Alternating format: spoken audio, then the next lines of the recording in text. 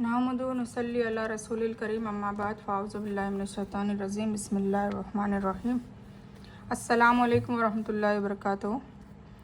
हमने सूरह अल अनाम पारा नंबर 8 आयत 130 कवर की थी अल्हम्दुलिल्लाह। ठीक है, हम मज़ीद आगे बढ़ते हैं। आऊज़ु बिल्लाहि मिनश शैतानिर रजीम बिस्मिल्लाहिर रहमानिर रहीम। और अल्लाह ने जो खेती और जानवर पैदा किए उन्होंने उनमें से कुछ हिस्सा अल्लाह का बना दिया है और अपने विचारानुसार कहा कि यह अल्लाह का है और यह हमारे देवताओं का। फिर जो हमारे देवताओं का हिस्सा है वह अल्लाह तक नहीं पहुंचता और जो अल्लाह का है वह उनके देवताओं तक नहीं पहुंचता। वे बुरा फैसला दे रहे हैं ना, मतलब भगवान को बलि चढ़ाते हैं नाउज़ुबिल्लाह और मतलब कई भोज और वो चढ़ाते हैं, पूजा पाठ करते हैं। तो वो सारी चीज़ें अल्लाह कह रहा है कि जो उन्होंने चौपाए बनाए हैं, खेती बनाई है, उसमें अल्लाह का हिस्सा है। और अल्लाह का हिस्सा क्या है? मतलब गरीबों को खिलाना। वो अल्लाह नाउज़ुबिल्लाह, अल्लाह को तो कुछ चाहिए ही नहीं। ये लोग तो मूर्ति को भोग चढ़ाते हैं, सब कुछ करते हैं, पर अल्लाह तो कहता है कि मुझे तो कुछ चाहिए नहीं, मेरे को तुम दे रहे हो, मतलब मेरी मखलूक को तुम खिला रहे हो। जो गरीब है, जो फुकरा है, जो मिस्कीन है, जो साहिल है, मुसाफिर है, उनकी अगर तुम खाने पीने में और कपड़े देने में या कोई मदद करने में, पैसे टके से कोई मदद करते हैं, तो वो एक बहुत बड़ी खिदमत कहलाती है और वो अल्लाह के रास्ते में खर्च करना कहलाता है।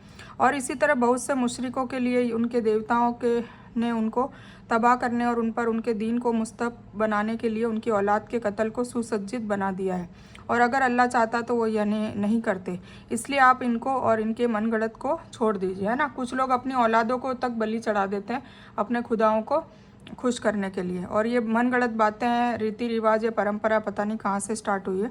और उन्होंने कहा कि ये जानवर और खेती हराम है, इसे वही खाएगा अपने इरादे से, हम जिसे चाहेंगे। और कुछ जानवर की पीठ हराम है और कुछ जानवर की ज़िबा करते वक्त अल्लाह का नाम नहीं लेते, अल्लाह का नाम नहीं लेते, और अल्लाह पर झूठ बांधने के लिए अल्लाह उन्हें उनके इल्ज़ाम का बदला जल देगा, है ना। अल्लाह के अलावा किसी और के नाम का अगर कुछ जानवर या खेती कुछ भी होती है तो वो हराम है। इस आयत में मूर्ति पूजकों के उस ईमान और अमल की मिसाल पेश की जा रही है जो उन्होंने खुद गढ़ लिए थे। वह खेती की पैदावार और जानवरों में से कुछ हिस्सा अल्लाह के लिए और कुछ हिस्सा झूठ और मनगढ़ंत देवताओं के नाम पर निकाल देते थे। अल्लाह के हिस्से को मेहमानों, फ़कीर और रिश्तेदारों पर खर्च करते। फिर अगर मूर्तियों के हिस्से में अनुमानित पैदावार न होती तो अल्लाह के हिस्से को निकाल कर उसमें शामिल कर लेते। अगर उनके खिलाफ घटता तो मूर्तियों के हिस्से से न निकालते और कहते कि अल्लाह तो बेनियाज है। अगर मूर्तियों के मुकर्रर हिस्से में कमी होती तो वो अल्लाह के मुकर्रर हिस्से में से लेकर मूर्तियों की ज़रूरत पर खर्चा कर लेते। यानी अल्लाह के सामने मूर्तियों का डर उनके दिलों में ज़्यादा था, जिसको आज के मूर्ति पूजकों के अमल से भी देखा जा सकता है। ये मक्का के मूर्ति पूजकों की बात हो रही है। यह इशारा उनकी बच्चियों को जिंदा गाड़ देने या मूर्तियों की कुर्बानी के तौर पर नज़र चढ़ाने की तरफ से था, है ना। मूर्तियों की तरफ मतलब अपनी बच्चियों को ही वो बलि बना देते थे, तो ये बहुत ही गंदा रिवाज चला आ रहा था। ये भी मक्का में ही था। यह दूसरी शक्ल है कि वह कई तरह के जानवर को मूर्तियों के नाम पर आज़ाद कर देते, जिनसे सामान ढोने या सवारी के काम नहीं लेते, जैसे कि बहीर और साहिब वगैरह। ये तफसीली बयान पहले भी आ चुका है। और उन्होंने कहा कि इन जानवरों के गर्भ में जो भी है वह ख़ास तौर से हमारा मर्दों के लिए है और हमारी बीवियों पर वह हराम है। और अगर मुर्दा हो तो सभी उसमें हिस्सेदार हैं। वह अल्लाह उनके इस कौल का बदला जल देगा, बेशक वह हिकमत वाला और जानने वाला है। वे नुकसान में पड़ गए जिन्होंने बिना इल्म के बेवकूफ़ी के सबब अपनी औलाद को कत्ल कर दिया, और अल्लाह ने जो रोज़ी अता की उसे हराम कर लिया। अल्लाह पर झूठ बांधने के सबब वे गुमराह हो गए और सच्चे रास्ते पर नहीं रहे, है ना। अपनी औलाद को भी गंवा बैठे और अल्लाह का अजाब भी गले ले लिया। वही है जिसने लताओं और बिन लताओं के बागात पैदा किए और खजूर और खेतियाँ जिनके जायके कई तरह के हैं, और जैतून और अनार एक तरह और अनेक तरह। जब फल लाएं तो तुम इनको खाओ और उसकी कटाई के दिन उसका हक अदा करो और इसराफ न करो। बेशक अल्लाह इसराफ करने वालों से मोहब्बत नहीं करता। यह तीसरी शक्ल है कि वह ज़िबा करते वक्त सिर्फ मूर्तियों का नाम लेते हैं, अल्लाह का नाम नहीं लेते। कुछ ने इसका मतलब यह लिया है कि इन जानवरों पर सवार होकर वह हज के लिए नहीं जाते थे। जो भी हो, यह सब उनकी खुद की गढ़ी बातें थी। मतलब बहुत अजीब अजीब टाइप की परंपराएं चल रही थी, तो जिन्हें वह अल्लाह का हुक्म साबित करना चाहते थे।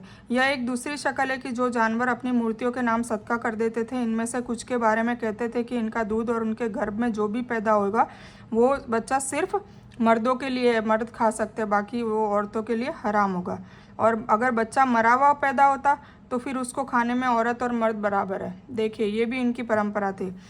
फिर जिसका मतलब बुलंद करना और ऊपर उठाने के मुराद है। कुछ पेड़ों की लताएं और छप्पर छतों वगैरह पर चढ़ाई देती है। बेलों की बात हो रही है जो ऊपर छत तक चल जाती है, जैसे अंगूर की बेल होती है, कुछ तरकारियों की लताएं, घिया वगैरह, तरबूज, इनकी भी होती है। लेकिन कुछ लताएं जो ऊपर नहीं चढ़ाई जाती है बल्कि धरती पर ही फलती फूलती है, जैसे खरबूजे वगैरह की लताएं। ठीक है।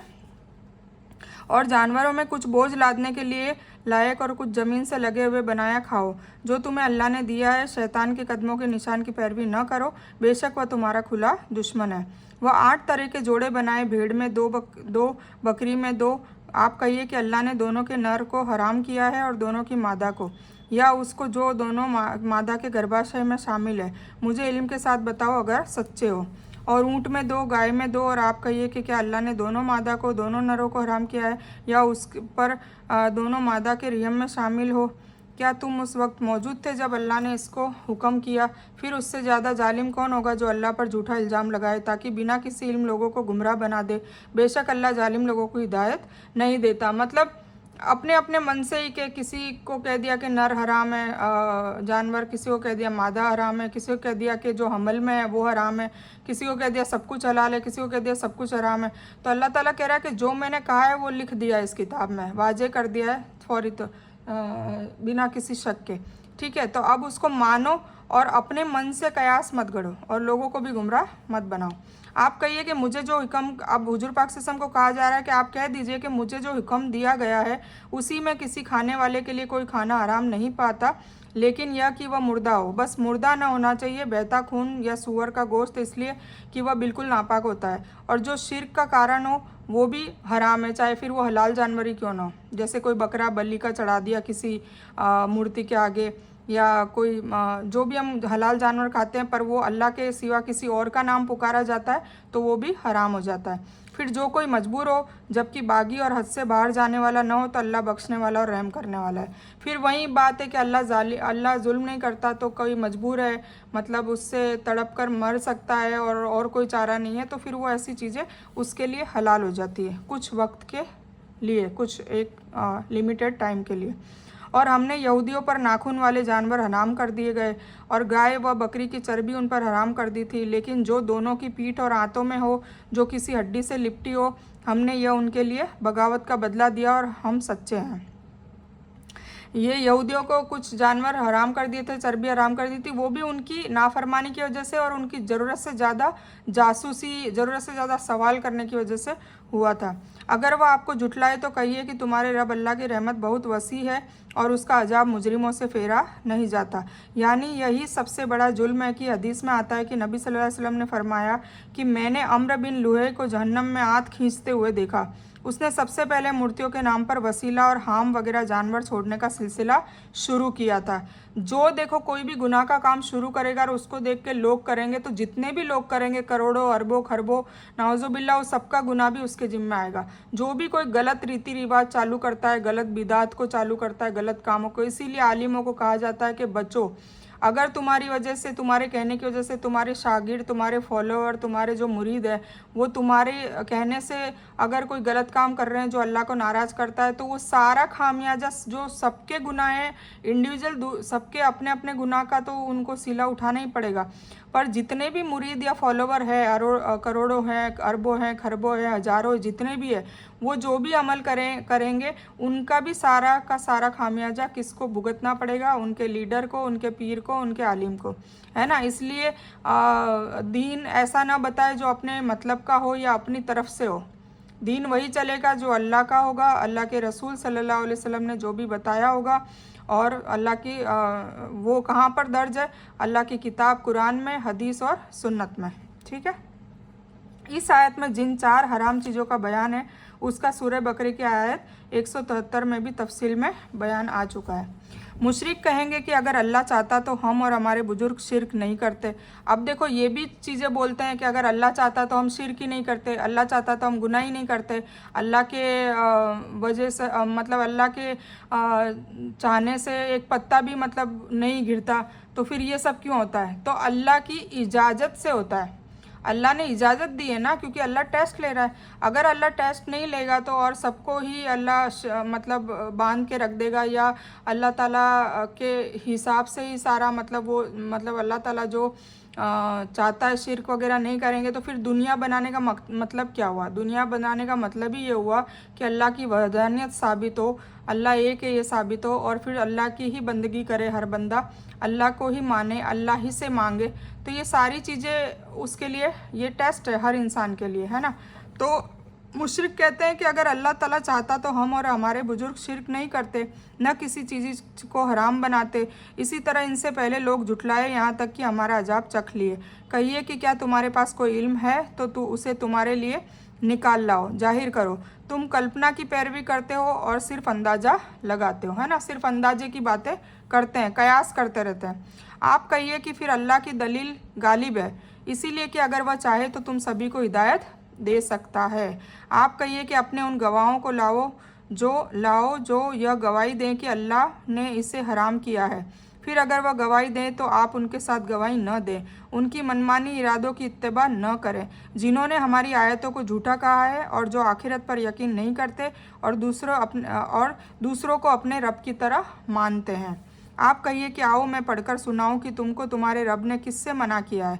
वह ये कि उसके साथ किसी चीज़ का शिर्क न करो और माँ बाप के साथ एहसान करो और अपनी औलाद को गरीबी के सबब कत्ल न करो, और हम तुमको और उनको रोज़ी अता करते हैं। और जाहिर व छुपी फहाशी और को करीब न जाओ और अपनी जान को जिससे अल्लाह ने मना किया है कत्ल न करो, लेकिन शरई कारण से तुमको उसने इसी का हुक्म दिया है ताकि तुम समझो। अब देखिए इसमें कुछ कायदे कानून बताए जा रहे हैं, तो उसमें क्या क्या कहा है कि भाई आप पहले तो सबसे पहले इस किताब को मानो, ठीक है ना, किसको? कुरान पाक को। और फिर उसमें माँ बाप के साथ एहसान करने को कहा है। अपनी औलाद को गरीबी की वजह से कत्ल करने मतलब अबॉर्शन करा लेते हैं, लड़की है तो अबॉर्शन करा लेते हैं, और ज़्यादा बच्चे हैं तो अचानक हमल पे हो जाता है तो उससे अबॉर्शन करा लेते हैं। तो वो ना करो, क्योंकि उनको रोजी देने का जिम्मा किसका है? अल्लाह का। और फिर जाहिरी और छुपी मतलब किसी सरेआम शर्म और अश्लील चीज़ें हरकतें ना करो, और छुप कर भी ना करो, मतलब कोई तुम्हें नहीं देख रहा हो तो तुम कर रहे हो तो फिर ये तो उससे भी बड़ा गुनाह है, क्योंकि अल्लाह ताला तो देख रहा है, ठीक है। और इसके अलावा फिर कई चीज़ें और फिर कत्ल के लिए कहा है कि भाई कभी कभी अबॉर्शन हो जाता है तो बीमारी की वजह से या दोनों में से एक की जान का खतरा हो जाता है, एक चला जाता है, तो उसमें माँ को बचाने का पहला हक बोला है। तो इन कारणों की वजह से अगर अबॉर्शन होता है, कत्ल होता है, तो वो अल्लाह ताला ने माफ़ किया हुआ है। और यतीम के माल के करीब भी ना जाओ, यतीमों के माल के लिए सख्त अजाब की बात करिए, लेकिन बहुत अच्छे ढंग से, मतलब अगर उनके माल को संभाल कर आप रख सकते हो और उनको पालन पोषण करते हो तो तुम उनके माल के करीब जा सकते हो, मतलब हलाल तरीके से। कि अगर तुम गरीब हो तो तुम उनके माल में से उनके पालने का खर्चा, ऐसा नहीं कि अपने आप को भी पालने लग जाओ, नहीं, उनके माल को उनके पालने में ही खर्च करना है, और जब वो बालिग हो जाए तब उनका माल उनको दे दिया जाए, यहाँ तक कि वह बुलूगत को पहुँचे ना, बालिग हो जाए। और इंसाफ के साथ नाप और तोल पूरा करो, ठीक है। और हम किसी पर उसकी ताकत से ज़्यादा बोझ नहीं रखते, और जब बोलो तो इंसाफ करो, मतलब सच बोलो, अगरचे वह करीबी रिश्तेदार हो, और अगर अल्लाह से किया हुआ वादा पूरा करो, उसने तुम लोगों को इसी का हुक्म दिया है ताकि तुम याद रखो। कुल मिला के बैलेंस में रहने का बोला है, किसी पे जुल्म करने का मना किया है, हक बात बोलने का कहा है, हक बात सुनने का कहा है, और सच का साथ देने को कहा है, मतलब टोटल अच्छे अखलाक की बात की है। और यही मेरा सीधा रास्ता है, अल्लाह ताला कह रहा है, ठीक है। इसीलिए उसी पर चलो और दूसरे रास्ते पर न चलो, नहीं तो तुम्हें उसके रास्ते से जुदा कर देंगे। उसने तुमको इसी का हुक्म दिया है ताकि तुम महफूज रहो, है ना। बार बार कुरान में यही बताया जा रहा है। सीधा रास्ता क्या है? नबियों का, शोहदाओं का, जो हमारे रसूल सल्लल्लाहु अलैहि वसल्लम चले थे, उन्हीं का रास्ता सीधा है। तो जैसे उन्होंने जिया है अपने जीवन को, वैसे ही हमें जीवन जीने की बार बार नसीहत की है, ठीक है। जिससे ये वाज़ेह होता है कि रब के हुक्म की पैरवी के बावजूद माँ बाप के हुक्म की पैरवी की भी बड़ी फजीलत है। अगर किसी ने माँ बाप के हुक्म की पैरवी और उनसे हुस्न सलूक करने की ज़रूरतों को पूरा नहीं किया तो अल्लाह के हुक्म की भी पैरवी नहीं कर सकता, उसमें भी नाकाम रहेगा। जाहिलियत के दौर में यह बहुत ख़राब काम आज भी परिवार नियोजन के शक्ल में मौजूद है। पूरी दुनिया में इसके प्रचार प्रसार का काम हो रहा है। अल्लाह ताला इससे महफूज रखे। मतलब कम बच्चे पैदा करने का ये, यानी बदले के तौर पर न सिर्फ जायज़ है बल्कि अगर मरने वाले के रिश्तेदार माफ़ न करे तो ये कत्ल बहुत ज़रूरी हो जाता है। जिस यतीम का किफ़ालत तुम्हारे हक़ में आए उसके लिए, मतलब जिस यतीम का अगर पालन पोषण तुम्हारे हक़ में अल्लाह ने दे दिया है तो फिर उसके लिए अच्छा सोचना तुम्हारा फ़र्ज़ है। इसकी भलाई के लिए ज़रूरी है कि अगर उसके पास माल है यानी विरासत में से उसका कोई हिस्सा मिला है, चाहे नगद हो या ज़मीन जायदाद के रूप में हो, अगर उस वक्त उसको महफूज रखने में कामयाब न हो, मतलब वो यतीम छोटा हो और कामयाब ना हो, तो उसके माल की उस वक्त तक बगैर किसी लालच के हिफाजत की जाए, है ना। उसकी माल में से कुछ भी ना लेकर बस उसकी हिफाजत की जाए जब तक कि वह बुलूगत को न पहुँचे, मतलब बालिग न हो जाए, समझदार न हो जाए। यह ना हो कि उसके बालिग होने से पहले उसके माल ज़मीन जायदाद को ठिकाने लगा दिया जाए, मतलब वो बालिग होने से पहले ही उसका सारा माल हड़प लिया जाए और वो बालिग हो तो कहा जाए कि भाई तुम्हारे माँ बाप ने तुम्हें कुछ दिया ही नहीं था, या फिर तुम्हें पालने पोसने में सारा कुछ ख़त्म हो गया। ऐसा लोग करते हैं तो बहुत बचने की ज़रूरत है। इसके लिए बहुत बड़े अजाब की खुशखबरी अल्लाह देता है। नाप तोल में कमी करना, लेते वक्त तो पूरा नाप तोल से लेना हो लेकिन देते वक्त ऐसा न करना। अब नाप तोल में भी बताया जा रहा है, जो वेंडर्स है, जो व्यापारी है, सभी के लिए बात हो रही है कि नाप तोल सही से करें, बल्कि डंडी मारकर दूसरों को कम देना यह बहुत नीच और सभ्यता तहजीब से घिरी हुई बात है। जनाब शोएब की कौम में यही रोग था, है ना। शोएब अलैहिस्सलाम जो नबी थे उनकी कौम में यही नाप तोल की कमी का रोग था और फिर उनकी तबाही का सबब बना, मतलब अल्लाह ने उन पर, उनकी कौम को अजाब डाला। फिर हमने रसूल मूसा अलैहिस्सलाम को किताब दी। मूसा अलैहिस्सलाम को कौन सी किताब दी? तौरेत।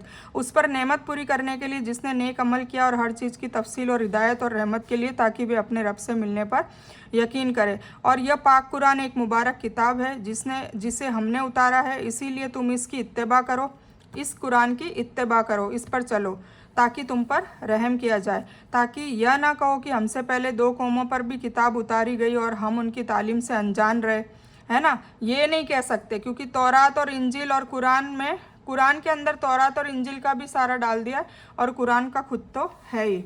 यह से मुराद है कि कुरान मजीद है या दीन इस्लाम या हुक्म, वो जो फजीलत इस आयत में बयान किए गए हैं वह है तौहीद, मरने के बाद का नतीजा, मतलब आखिरत और रिसालत।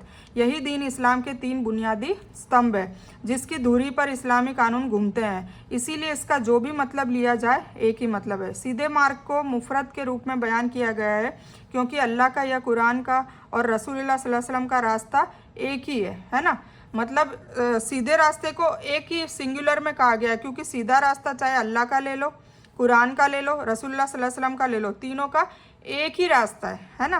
तो एक से ज़्यादा तो है नहीं, इसलिए पैरवी सिर्फ उसी एक रास्ते की ही करनी है, किसी दूसरे की नहीं। यही इस्लामी उम्मत की एकता और अखंडता की बुनियाद है, जिससे हटकर यह उम्मत कई गुटों में बट गई है। इस कानून से हटकर कई फ़िरक़ों में पड़ गई है तो वो सारे फिर अल्लाह ताला, हुजूर पाक सल्लल्लाहु अलैहि वसल्लम की हदीस भी है कि जो गुट परस्ती में पड़ेगा और जो मतलब एक ही गिरोह जो होगा, जो अपने आप को मुस्लिम कहेगा, वो किसी गिरोह का नाम नहीं लेगा, है ना, किसी फ़िरके का नाम नहीं लेगा, वो अपने आप को कहेगा कि अना मुस्लिम, मैं मुस्लिम हूँ, इसके अलावा कुछ नहीं। क्योंकि अल्लाह ताला ने हमें मुस्लिम पैदा किया था, हमें मारेगा भी मुस्लिम। ला इलाहा इल्लल्लाह मोहम्मद रसूलुल्लाह कहकर हम पैदा हुए, ला इलाहा इल्लल्लाह मोहम्मद रसूलुल्लाह कहकर ही इंशाअल्लाह हमारी मौत हो, मुस्लिम बनकर जाएं, किसी फ़िरके का बनकर ना जाएं। कब्र में भी 3 सवाल पूछेंगे, उसमें भी यही पूछा जाएगा कि तुम्हारा दीन क्या है, तो उसमें इस्लाम ही कहा जाएगा और तुम मुस्लिम, मैं मुस्लिम हूँ, ठीक है ना, मैं कोई फ़िरके का नाम वहाँ पर नहीं लेने वाली हूँ, नहीं वो माना जाएगा, ठीक है। तो आप इस चीज़ को समझें, फ़िरके परस्ती को छोड़ें और एक बनकर, जो सूरह नंबर 3 आयत नंबर 103 का तर्जुमा है कि गुट परस्ती में न पड़े, अल्लाह की रस्सी को मजबूती से थाम लो, ये अल्लाह का हुक्म है। और वो अल्लाह का जो अल्लाह की रस्सी को मजबूती से थाम लो जो कहा है, तो उसका एक छोर अल्लाह के हाथ में और दूसरा छोर कुरान पाक है। तो कुरान पाक को ही पकड़ना पड़ेगा और यूनिटी से चलना होगा और अपने आप को गुटों में न बांटें। यह पाक कुरान का अपना अंदाज है जिसे कई जगहों पर दोहराया गया है कि जहाँ पाक कुरान की चर्चा होती है वहाँ तौरेत की भी होती है, जहाँ तौरेत की चर्चा हो वहाँ पाक कुरान की भी चर्चा कर दी जाती है, क्योंकि ये सारी किताबों में एक ही मेलन सोल बातें हैं। या तुम यह ना कहो कि अगर हम पर किताब नाजिल होती तो हम उनसे ज़्यादा सच्चे रास्ते पर होते। तो तुम्हारे पास तुम्हारे रब की तरफ से वाज़ेह दलील और हिदायत और रहमत आ चुकी है, मतलब कि किताब तो आ चुकी है। तो ये मत कहो कि उनको किताब मिली तो हमें नहीं मिली, और हमें मिलती तो हम उनसे ज़्यादा सच्चे रास्ते पे होते। फिर उससे ज़्यादा पापी कौन है जिसने अल्लाह की आयतों को झूठा कहा, उनसे फिर गया। हम सख्त अजाब अपनी आयतों से फिरने के सबब उन्हें देंगे जो फेर रहे हैं। वह फरिश्तों के आने का इंतज़ार कर रहे हैं या अपने रब के आने का, या आपके रब की कुछ निशानी आने का। मतलब वो दीन ईमान में आने के लिए किस चीज़ का इंतज़ार कर रहे हैं, उम्मत के लोग किस चीज़ का इंतज़ार कर रहे हैं, है ना। तो अल्लाह ये कह रहा है कि किसका इंतज़ार कर रहे हैं, क्या देखना चाहते हैं, कब ईमान लाएंगे। फरिश्तों के आने का इंतज़ार कर रहे हैं या अल्लाह के खुद के नाउज़ुबिल्लाह आने का इंतज़ार कर रहे हैं जो आएगा नहीं, या रब की कोई निशानी चाहते हैं, या मौजज़ा चाहते हैं, या कोई जादू चाहते हैं। जिस दिन तुम्हारे रब की तरफ से निशानी आ जाएगी किसी नफ्स को उसका ईमान काम न देगा। जिसने उससे पहले ईमान कबूल न किया हो, वो अपने ईमान में कोई नेक काम न किया हो, आप कहिए कि तुम इंतज़ार करो, हम भी इंतज़ार करते हैं। मतलब जो गैबी चीज़ पे ईमान लाएगा वही असली मुसलमान है, ठीक है। देखने के बाद तो हर कोई ईमान ले आएगा। बेशक जिन्होंने अपना दीन अलग अलग कर दिया है, अपने धार्मिक संप्रदाय मतलब फ़िरके बन गए हैं, आपका उनसे कोई रिश्ता नहीं है। हुजूर पाक सल्लल्लाहु अलैहि वसल्लम को अल्लाह ताला ने साफ कह दिया था कि जो फ़िरका परस्ती में पड़ेंगे, जो गुट परस्ती में पड़ेंगे, उनका आपसे कोई लेना देना नहीं है, कोई रिश्ता नहीं है। उनका फ़ैसला अल्लाह के पास है, फिर उन्हें उससे आगाह करेगा जो वह करते रहे हैं। जो इंसान अच्छा काम करेगा उससे उसके 10 गुना मिलेगा। कितना रहमान है अल्लाह ताला, कितना रहीम है कि अच्छा काम करेगा तो 10 गुना मिलेगा, और बुरा काम करेगा तो सिर्फ उसके बराबर सज़ा मिलेगी, उसमें 10 गुना बराबर सज़ा नहीं मिलेगी। तो कितनी रहमत है अल्लाह ताला में, है ना। जो इंसान अच्छा काम करेगा उसे उसके 10 गुना ज़्यादा मिलेंगे, मतलब सवाब, और जो बुरे काम करेगा उसके बराबर सज़ा मिलेगी। उन लोगों पर जुल्म न होगा। यह ईमान न लाने वाले और तौबा न करने वालों के लिए तंबीह है और बाखबर किया जा रहा है कि कुरान करीम में इसके बारे में सूरह मोहम्मद, सूरह मोमिन में बयान किया गया है। इससे कुछ लोग यहूदी और ईसाई मुराद लेते हैं जो कई गुटों में बढ़ गए थे। कुछ मूर्ति पूजक को लेते हैं जिनमें कुछ फरिश्तों की, कुछ सितारों की, कुछ मूर्तियों की पूजा करते थे। लेकिन यह विषय आम है जिनमें काफिर और मूर्ति पूजकों सहित वे सभी लोग भी शामिल हैं, और जो अल्लाह के दीन और रसूल सल्लल्लाहु अलैहि वसल्लम के रास्ते को छोड़कर दूसरे दीन अपनाकर, दूसरे रास्ते अपनाकर इख्तिलाफ और फूट का रास्ता अपनाते हैं। ठीक है, आप कह दीजिए कि मुझे मेरे रब ने एक सीधा रास्ता बता दिया है। वह एक मुस्तहकम दीन है जो तरीका है इब्राहिम अलैहिस्सलाम का तरीका है, जो अल्लाह की तरफ यकसू थे और वह मुशरिकों में से न थे।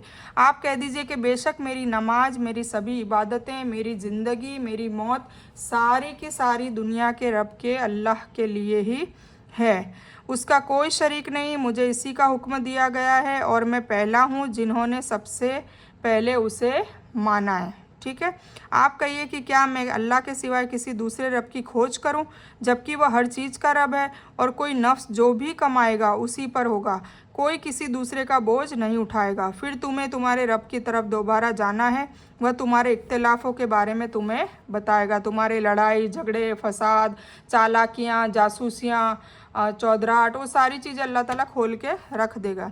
और उसी ने तुमको धरती में खलीफा बनाया है, एक के पदों को दूसरे पर बढ़ाया ताकि जो कुछ तुम्हें अता किया है उसमें से तुम्हारा इम्तिहान ले। बेशक तुम्हारा रब जल्द अजाब देने वाला है और बेशक वह बख्शने वाला और रहम करने वाला है। मतलब अल्लाह ने जिस को जो चीज़ का टैलेंट दिया है, कोई किसी को शोहरत दी है, किसी को दौलत दी है, किसी को कुव्वत दी है, किसी को ताकत दी है बॉडी में, कोई निरोगी है, कोई सुंदर है, कोई लंबा चौड़ा अच्छा खूबसूरत दिखने वाला है, तो जो भी जिसको बोला है, कोई बोलने में बहुत माहिर होता है, तो कम्युनिकेशन स्किल्स अच्छे होते हैं, तो ये सब चीज़ों का उन्होंने अल्लाह की राह में इस्तेमाल किया कि नहीं किया, ये सब अल्लाह ताला इम्तिहान ले रहा है। और अल्लाह की मखलूक किसके इसमें इस्तेमाल किया कि नहीं किया, तो ये सारी चीज़ें अल्लाह की मखलूक को फ़ायदा पहुँचाया कि नहीं पहुँचाया, ये सारी चीज़ें का इम्तिहान है, और फिर उसका हिसाब मैदान असरा में लिया जाएगा। यहाँ रब से मुराद माबूद बनाना है जिसका मूर्ति पूजक इनकार करते रहे हैं, और जो उसके रब होने की मांग है, लेकिन मूर्ति पूजक उसके रब होने को तो मानते थे और उसी में किसी को भी साझीदार नहीं ठहराते थे, लेकिन माबूद होने में साझीदार ठहराते थे। अब सूरतुल आराफ शुरू हो रही है तो हम इसको यहीं मुकम्मल करते हैं। ठीक है, इंशाल्लाह हम कल सूरतुल आराफ लेंगे।